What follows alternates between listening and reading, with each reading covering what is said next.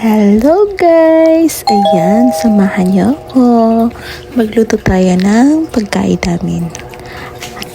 Magluto tayo ng omelette with cheese. Handa ko lang yung kawali. Maaga kasi ang out ko ngayon sa work. Ang pasok ko kasi is 7:30 hanggang 4 p.m. So may time ako magluto ng pagkain. So ayan guys, samahan nyo ako. Balatan ko lang yung cheese. Habang yung asawa ko naman tulog, igisingin ko siya mamaya 7:30. 7:30 na ba? 7:30 na nga. Igisingin ko siya pagkaluto ng niluluto ko. Ayan. Sa labas kasi yung lutuan namin guys. So nangungupahan kami dito. May apartment. Malapit lang to sa company namin. So, ayun.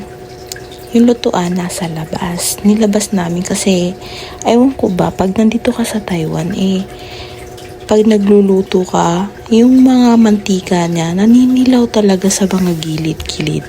Makikita nyo yan mamaya. Pag nilapit ko yung camera. Ayan. Nilalagay ko na yung cheese. Pakita ko sa inyo.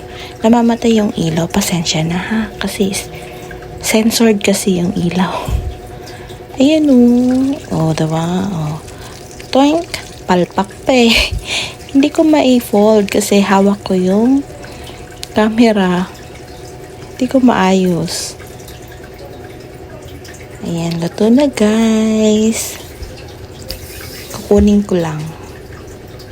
Kinuha ko yung niluto ko. Ayan. Nahirapan pa nga akong hiwa-hiwain yan. Diyos ko Lord. Hindi ko mahiwa na maayos. Oh. Fast forward natin para mapabilis. Ayan, nadali. Diba? Ulam ng OFW.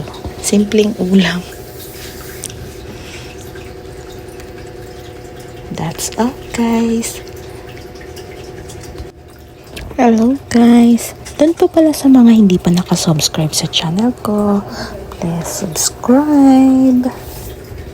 At nang sa ganun, ma-update kayo sa mga bago kong upload. Marami pa po akong may upload. Lalo pag dumating yung anak ko dito sa Taiwan. Thank you.